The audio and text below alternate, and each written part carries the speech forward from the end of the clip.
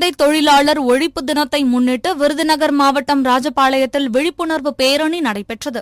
மாவட்ட உரிமையியல் நீதிபதி பிரீத்தி பிரசன்னா தலைமையில் நடைபெற்ற இந்த பேரணியில் சேத்தூர் சேவக பாண்டியன் அரசு மேல்நிலைப் பள்ளியைச் சேர்ந்த 100க்கும் மேற்பட்ட மாணவர்கள் கலந்து கொண்டு விழிப்புணர்வு பதாகைகளை ஏந்திச் சென்று பொதுமக்களுக்கு விழிப்புணர்வை ஏற்படுத்தி துண்டு பிரசுரங்கள் வழங்கினர்.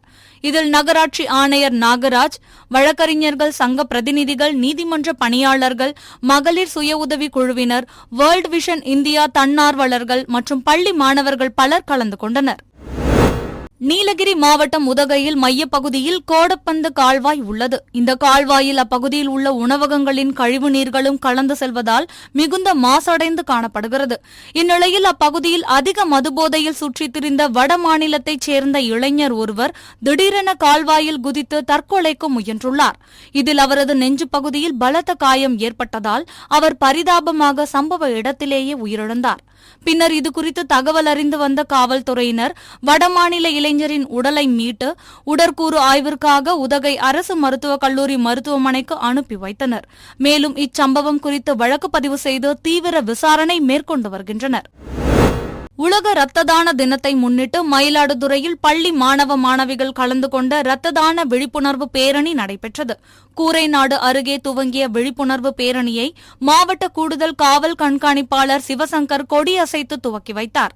இதில் 500க்கும் மேற்பட்ட தனியார் பள்ளி மாணவ மாணவிகள் கலந்து கொண்டு இரத்த தானம் குறித்த விழிப்புணர்வு பதாகைகள் ஏந்தியும் இரத்த தானம் வழங்குவதன் அவசியத்தை வலியுறுத்தியும் பல்வேறு விழிப்புணர்வு கோஷங்களை எழுப்பியவாறு முக்கிய வீதிகள் வழியாக பேரணியாகச் சென்று விழிப்புணர்வை ஏற்படுத்தினர். விழுப்புரம் மாவட்டம் விக்கிரவாண்டி தொகுதி இடைத்தேர்தலில் வேட்புமனு தாக்கல் இன்று தொடங்கிய நிலையில் முதல் ஆளாக ரூபாய் நோட்டுகளை மாலையாக அணிந்தபடி சில்லறை காசுகளுடன் வந்த தருமபுரி மாவட்டம் பென்னாகரத்தைச் சேர்ந்த அக்னி ஆழ்வார் என்பவர் விக்கிரவாண்டி வருவாய் வட்டாட்சியர் அலுவலகத்தில் தேர்தல் நடத்தும் அலுவலர் சந்திரசேகர் என்பவரிடம் தனது வேட்புமனுவை தாக்கல் செய்தார். இதனைத் தொடர்ந்து கோவையைச் சேர்ந்த நூர் முகமது, தேர்தல் மன்னன் என்று அழைக்கப்படும் சேலத்தைச் சேர்ந்த பத்மராஜன் வேட்புமனுவை தாக்கல் செய்தனர். அதேபோல் விக்கிரவாண்டி இடைத்தேர்தலில் சுயேட்சையாக போட்டியிட திருச்சியைச் சேர்ந்த ராஜேந்திரன் என்பவர் ஏடிஎம் கார்டுகளை கழுத்தில் தொங்கவிட்டபடி வந்து வேட்புமனுவை தாக்கல் செய்தார். விருதுநகர் மாவட்டம் அருப்புக்கோட்டை ஊராட்சி ஒன்றிய அலுவலகத்தில் ஒன்றிய கவுன்சிலர்கள் கூட்டம் ஒன்றிய பெருந்தலைவர் சசிகலா பொன்ராஜ் தலைமையில் நடைபெற்றது. சுமார் 3 மாதங்களுக்கு பின் நடைபெற்ற இந்த கூட்டத்தில் கலந்து கொண்ட ஒன்றிய கவுன்சிலர்கள் பல்வேறு கோரிக்கைகளை முன்வைத்தனர். ஈரோட்டில் இருந்து மன்னார்குடியில் உள்ள தனியார் பீர் தயாரிப்பு தொழிற்சாலைக்கு பீர் தயாரிக்க பயன்படுத்தப்படும் 40,000 லிட்டர் ஸ்பிரிட் என்ற மூலப்பொருளை ஏற்றிக்கொண்டு டேங்கர் லாரி ஒன்று சென்று கொண்டிருந்தது. இந்த லாரியானது திருச்சி மாவட்டம் மண்ணச்சநல்லூர் அருகே நொச்சியம் என்ற இடத்தில் சென்னை சென்று கொண்டிருந்த போது திடீரென ஓட்டுநரின் கட்டுப்பாட்டை இழந்து சாலையோர பள்ளத்தில் கவிழ்ந்து விபத்துக்குள்ளானது. இதனைத் தொடர்ந்து சம்பவ இடத்திற்கு வந்த மண்ணச்சநல்லூர் போலீசார் விபத்தில் சிக்கி படுகாயம் அடைந்த லாரி ஓட்டுநரை மீட்டு சிகிச்சைக்காக அரசு மருத்துவமனைக்கு அனுப்பி வைத்தனர். மேலும் இதுகுறித்து வழக்கு பதிவு செய்து விசாரணை மேற்கொண்டு வருகின்றனர். உலக இரத்த கொடையாளர் தினத்தையொட்டி குருதி பற்றாக்குறை இல்லாத ஈரோடு என்ற இலக்கை நோக்கி ஈரோடு மாவட்ட இரத்த தான ஒருங்கிணைப்பாளர் கூட்டமைப்பு சார்பாக மாபெரும் விழிப்புணர்வு பேரணி நடைபெற்றது. இந்த விழிப்புணர்வு பேரணியை ஈரோடு வடக்கு போக்குவரத்து காவல் ஆய்வாளர் சரண்யா, திமுக மாணவர் அணி மாநில துணைச் செயலாளர் வீரமணி ஆகியோர் கொடியசைத்து தொடங்கி வைத்தனர். இதில் பல்வேறு கல்லூரிகளைச் சேர்ந்த மாணவ மாணவிகள் கலந்து கொண்டனர். நாமக்கல் மாவட்டம் ராசிபுரம் அடுத்த புதுப்பாளையம் அரசு மேல்நிலைப் பள்ளியில் தென்மேற்கு பருவ காலங்களில் மீட்பு பணிகள் குறித்து செயல் விளக்கம் பயிற்சி முகாம் தீயணைப்புத்துறை அலுவலர் பலகார ராமசாமி தலைமையில் நடைபெற்றது. தென்மேற்கு பருவமழை காலங்களில் குளம், கிணறு, ஏரி, ஆறு, அணை போன்ற நீர்நிலைகளில் நீர் நிரம்பும் நிலையில் உயிர்களையும் உடைமைகளையும் எவ்வாறு பாதுகாத்துக் கொள்வது என்பது குறித்தும், நீரில் மூழ்கியவர்களையும் நீரில் அடித்துச் செல்பவர்களையும் எவ்வாறு மீட்பது என்பது குறித்தும் மாணவர்களுக்கு செயல் விளக்க பயிற்சி வழங்கப்பட்டது. மேலும் தீ தடுப்பு குறித்தும் செயல் விளக்கம் அளித்து நீர்நிலைகளில் பாதுகாத்துக் கொள்வது குறித்தும் உபகரணங்களை எவ்வாறு கையாள்வது என குறித்தும் விளக்கம் அளித்தனர். மீன்பிடி தடைக்காலம் இன்றுடன் நிறைவடைவதைத் தொடர்ந்து தூத்துக்குடி மற்றும் தருவைக்குளம், வேம்பார் ஆகிய பகுதிகளில் இருந்து சுமார் 600 விசைப்படகுகள் கடலுக்கு மீன்பிடிக்கச் செல்ல உள்ளன. கடந்த 2 மாதங்களாக விசைப்படகுகளை பராமரிக்கும் பணியில் ஈடுபட்டிருந்த மீனவர்கள் இன்று கடலுக்கு மீன்பிடிக்கச் செல்வதற்காக விசைப்படகுகளை சுத்தம் செய்து படகுகளில் மீன்பிடி வலைகளை ஏற்றியும் வருகின்றனர். இதனால் மீன்பிடி துறைமுகம் பரபரப்பாக காணப்படுகிறது. 60 நாட்களுக்கு பிறகு கடலுக்கு செல்வதால் அதிக அளவு மீன்கள் கிடைக்கும் என மீனவர்கள் நம்பிக்கை தெரிவித்துள்ளனர். உலக குருதி கொடையாளர் தினத்தையொட்டி சிவகங்கை மாவட்டம் காரைக்குடி பெரியார் சிலையில் இருந்து புதிய பேருந்து நிலையம் வரை மாணவர்கள் கலந்து கொண்ட விழிப்புணர்வு பேரணி நடைபெற்றது. இதில் அழகப்பா பல்கலைக்கழக துணைவேந்தர் ரவி, காரைக்குடி டிஎஸ்பி பிரகாஷ் மற்றும் மருத்துவர்கள், செவிலியர்கள் உள்ளிட்ட பலர் கலந்து கொண்டு ரத்த தானம் செய்வோம், உயிர்களை காப்போம் என்ற வாசகத்தை வலியுறுத்தி சிகப்பு வெள்ளை பலூன்களை வானில் பறக்கவிட்டு ரத்த தானம் குறித்த விழிப்புணர்வை ஏற்படுத்தினர். கோவை மாவட்டம் பொள்ளாச்சியை அடுத்த அங்கலக்குறிச்சியில் விவசாயி சிவராமன் என்பவருக்கு சொந்தமான தோட்டத்தில் ஆடு, மாடு, கோழி உள்ளிட்ட கால்நடைகளை வளர்த்து வருகிறார். இந்நிலையில் வழக்கம் போல கோழிகளை திறந்து விடுவதற்காக சிவராமன் கோழி கூண்டுக்கு அருகே சென்றுள்ளார். அப்போது மலைப்பாம்பு ஒன்று கோழியை விழுங்கியவாறு இருப்பதைக் கண்டு அதிர்ச்சி அடைந்துள்ளார். இதுகுறித்து உடனடியாக வனத்துறையினருக்கு தகவல் தெரிவித்துள்ளார். அதன் பேரில் சம்பவ இடத்திற்கு வந்த வனத்துறையினர் கோழிக்கூண்டில் மறைந்திருந்த சுமார் 11 அடி நீளமுள்ள மலைப்பாம்பை பத்திரமாக பிடித்து ஆழியார் அடர்ந்த வனப்பகுதியில் விட்டனர்.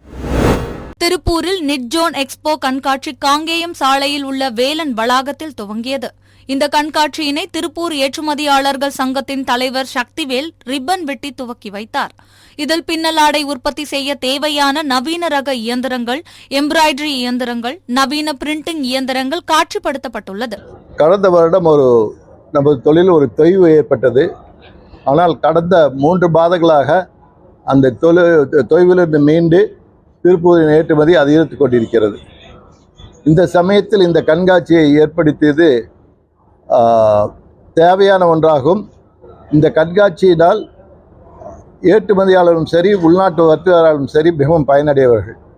இந்த கண்காட்சியை நாங்கள் பார்த்தபோது முக்கியமாக பிரிண்டிங், டிஜிட்டல் துறையில் நிறைய மெஷின்கள் கண்காட்சிக்கு வைக்கப்பட்டுள்ளது.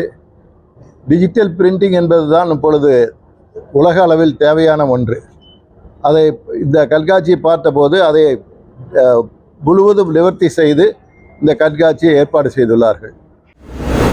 தமிழகத்தில் கடந்த ஏப்ரல் 15ஆம் தேதி முதல் ஜூன் மாதம் 14ஆம் தேதி வரை மீன்களின் இனப்பெருக்கத்திற்காக மீன்பிடி தடைக்காலம் கடைபிடிப்பது வழக்கம். இந்நிலையில் இன்றுடன் தடைக்காலம் நிறைவடைவதால் மீனவர்கள் இன்று நள்ளிரவு முதல் கடலுக்கு செல்ல உள்ளனர். இதுகுறித்து பேசிய காசிமேடு மீனவர்கள், தமிழக அரசு சார்பில் மீன்பிடி தடைக்காலத்தில் வழங்கப்படும் 8000 ரூபாயை உயர்த்தி வழங்க வேண்டும் என்றும் தடைக்கால நிவாரணத்தை உடனடியாக வழங்க வேண்டும் என்றும் கோரிக்கை விடுத்தனர்.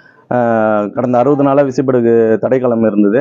இந்த தடைக்காலம் முடிஞ்சு இப்போது தொழில் பொறுத்து தயார்படுத்தி நாளை முதல் தொழில் செல்வதனால ரொம்ப சந்தோஷமாக இருக்கிறோம். நிறைய பணம் கடன் வாங்கி போட்டுங்களை சுத்தம் செஞ்சு நிறைய வலைகள் எல்லாம் புது வலையெல்லாம் ரெடி பண்ணி தொழிலுக்காக நிறைய கடன் பட்டிருக்கோம். இந்த வருஷம் தொழில் நல்லா இருக்குன்றதில் ரொம்ப மகிழ்ச்சியாக இருக்கிறோம். நல்லா வரும்னு நம்புகிறோம். தமிழக அரசு ஒரு சின்ன வேண்டுகோள், ஒரு 100 லிட்டர் எங்களுக்கு உயர்த்தி தரேன்னு சொல்லிட்டு அரசாணை வெளியிட்டாங்க. இது வரைக்கும் எங்களுக்கு வந்து சேரல. அது வந்து சேர்றதுக்கு வழிவகை செஞ்சாங்கன்னா எல்லா மீனவர்களும் ரொம்ப சந்தோஷமா இருப்பாங்க. திண்டுக்கல் மாவட்டம் பழனி அருகே ஓபுலாபுரம் பகுதியில் ஆதி திராவிடர் நலத்துறை சார்பில் கடந்த 1995ஆம் ஆண்டு 240 பேருக்கு தலா 2 சென்ட் அளவு இலவச வீட்டுமனை பட்டா வழங்கப்பட்டது. இந்நிலையில் இந்த நிலத்தில் பாதை வசதி, மின் இணைப்பு, குடிநீர் வசதி, குழந்தைகளுக்கு அங்கன்வாடி மையம் என எவ்வித வசதியும் செய்து தரவில்லை என புகார் தெரிவித்துள்ளனர். மேலும் தங்களது நியாயமான கோரிக்கைகளை நிறைவேற்றாமல் அலட்சியமாக செயல்படும் அதிகாரிகளை கண்டித்து விரைவில் போராட்டத்தில் ஈடுபட போவதாகவும் தெரிவித்தனர். கவர்மெண்ட் கொடுத்தது 1996 கொடுத்த பட்டா இங்க நிலம் கொடுத்துருக்காங்க. அந்த இடத்துக்கு வழிபாதை எதுவுமே கிடையாது. கிட்டத்தட்ட 200 குடும்பம் குடியிருக்கிறோம். குடியிருந்து நாங்கள் போறாமே ரயில்வே கேட்டு தாண்டி தான் குழந்தை குட்டி எல்லாமே பெரிய சின்ன போயிட்டு இருக்கிறோம். ரயில் வர்றது எந்த நேரம் தெரியல. குழந்தை குட்டி இருந்துச்சுன்னா ஏதோ உயிருக்கு ஆபத்துனா எந்த பிரச்சனை தெரியாது. கவர்மெண்ட்டுக்கு எங்களுக்கு இதுக்கு சம்மந்தம் இல்லாத மாதிரி இருக்கிறாங்க. எங்களுக்கு பால்வடி பள்ளிக்கூடம் இதெல்லாம் கட்ட வேண்டியதுக்கு இடம் பார்த்துட்டு இருக்காங்க. நீங்க இடத்த கொடுத்தா நாங்கள் கட்டுறோம்னு கவர்மெண்ட் சொல்றாங்க. கவர்மெண்ட் கிட்ட போனோம்னா பேரூராட்சியில் கேளுங்க, விஏட்டு கேளுங்க, ஆர்ஐட்டு கேளுங்க, தாசில்தார்கிட்ட கேளுங்கிறாங்க. அவங்ககிட்ட கேட்டால் எங்களுக்கு மேலிட்டு இருந்து உத்தரவு வரலைங்கிற மாதிரி சொல்லிட்டு இருக்காங்க. இது எங்கேயும் நாங்கள் எல்லா பக்கம் அலைஞ்சு பார்த்து உட்காந்துட்டோம். இன்னும் அடுத்து நாங்கள் முடிவு பண்றது 10 நாளில் திண்டுக்கல் ரோட்ல மறியல் பண்ணனா கலெக்டர் எல்லாமே வர்ற மாதிரி நாங்கள் ஏற்பாடு பண்றோம்.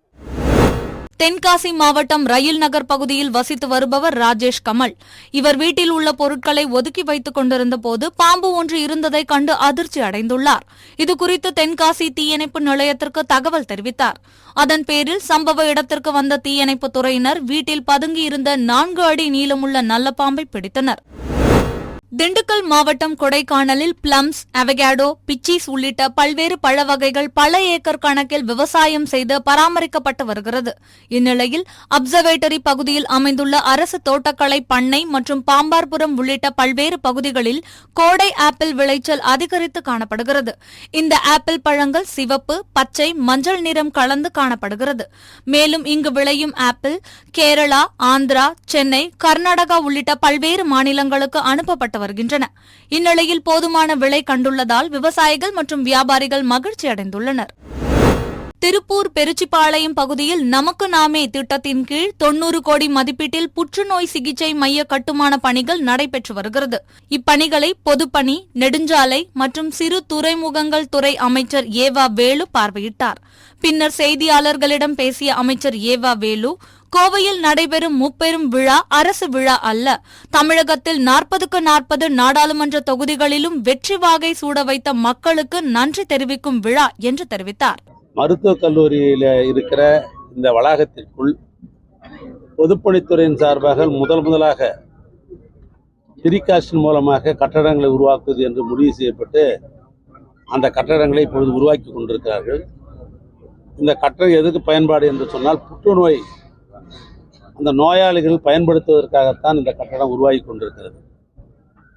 ஏறத்தாழ 90 கோடி ரூபாய் இந்த திட்டம் மதிப்பிடுக்கப்பட்டு இந்த ஊரில் இருக்கிற ஈகை குணம் உள்ளவர்கள் பல்வேறு பேர் இதில் உதவி செய்கிறார்கள். ஆல் இண்டியா நாங்கள் இதுக்கு உதவி செய்கிறோம், டொனேஷன் தர்றோம் என்ற அடிப்படையில் பல டோனர்கள் கூட இதுக்கு உதவி செய்து கொண்டிருக்கிறார்கள். அரசின் சார்பாக நமக்கு நாமே என்கிற திட்டத்தின் மூலமாக மாவட்ட ஆட்சித்தலைவர் மூலமாக ஒதுக்கீடு செய்யப்பட்ட பணத்தின் அடிப்படையில் தான் இந்த பணிகளை இங்கே நாங்கள் துவங்கியிருக்கிறோம். சென்னை விமான நிலையம் உள்நாட்டு நுழைவு வாயில் D1 நுழைவு வாயில் அருகே பயணிகளின் வசதிக்காக அமைக்கப்பட்டுள்ள ஓய்வு இருக்கையில் சந்தேகத்திற்கு இடமான வகையில் 2 அட்டை பெட்டிகள் இருந்துள்ளன. இதையடுத்து அங்கு பாதுகாப்பு பணியில் இருந்த விமான நிலைய பாதுகாப்பு படை வீரர்கள் அங்கிருந்த பொதுமக்களை உடனடியாக அப்புறப்படுத்தினர். பின்னர் விமான நிலைய வெடிகுண்டு நிபுணர்களுக்கு தகவல் தெரிவிக்கப்பட்டது. அதன் பேரில் சம்பவ இடத்திற்கு வந்த வெடிகுண்டு நிபுணர்கள் மோப்பநாய் மற்றும் பிரத்யேக இயந்திரங்களை கொண்டு அந்த அட்டை பெட்டியினை சோதனை செய்ததில் அது காலி அட்டை பெட்டி என்பது தெரியவந்தது. இதனையடுத்து அதனை உடனடியாக அப்புறப்படுத்தி குப்பை தொட்டியில் வீசினர். புதுக்கோட்டை மாவட்டம் கால்நடை பராமரிப்புத்துறை சார்பாக புதுக்கோட்டை நத்தம் பண்ணை ஊராட்சியில் கால்நடைகளுக்கான சிறப்பு தடுப்பூசி மருத்துவ முகாம் ஏற்பாடு செய்யப்பட்டது. இந்த தடுப்பூசி மருத்துவ முகாமை புதுக்கோட்டை சட்டமன்ற உறுப்பினர் முத்துராஜா துவக்கி வைத்தார்.